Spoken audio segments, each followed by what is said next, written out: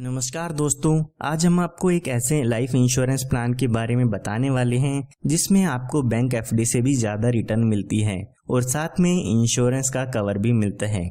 इस प्लान की खास बात यह है कि इसमें आपको 8% ईयरली रिटर्न मिलती है, जो कि बैंक इंटरेस्ट से काफी ज्यादा है। इसके साथ साथ इसमें आपको होल लाइफ इंश्योरेंस भी मिलता है, यानी कि आपकी पूरी जिंदगी इसमें आपका बीमा रहता है। साथ ही इसमें जो भी आपको मैच्योरिटी पर बेनिफिट मिलते हैं उस पर आपको कोई भी टैक्स नहीं देना होगा, और जो लोग इनकम टैक्स रिटर्न फाइल करते हैं वो इसके प्रीमियम की डिडक्शन अपनी फाइल में ले सकते हैं। आइए इसको एक एग्जांपल लेके समझते हैं कि इसके क्या क्या बेनिफिट्स आपको मिल जाते हैं। मान लेते हैं जो आपकी उम्र है वो 35 साल की है और ये इंश्योरेंस प्लान आप 20 साल के लिए लेना चाहते हैं, और मान लेते हैं कि 5 लाख रुपए का सम एश्योर्ड इसमें आप लेना चाहते हैं, यानी कि जो बीमा होगा वो आपका 5 लाख रुपए का होगा।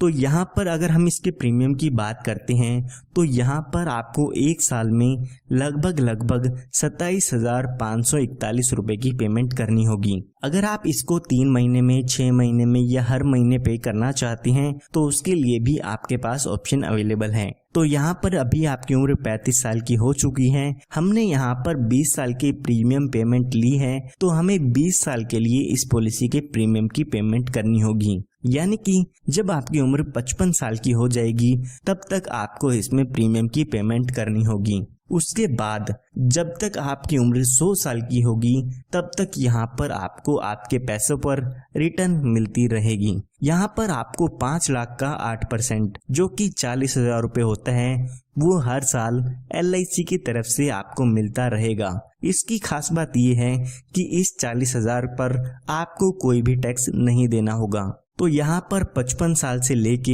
100 साल के बीच में 45 साल तक आपको 40,000 रुपये हर साल मिलते रहेगी। अगर आप यहाँ पे 10 लाख रुपए का इंश्योरेंस लेते हैं तो यहाँ पर आपको 80,000 रुपये हर साल मिलते रहेगी।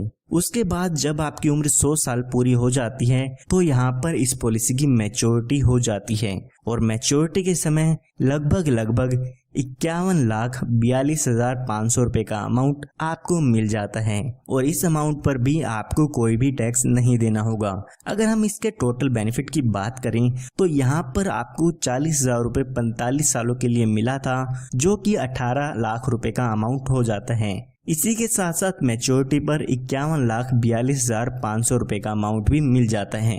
ये हमने बात तब की है जब आपकी डेथ 100 साल तक नहीं होती है।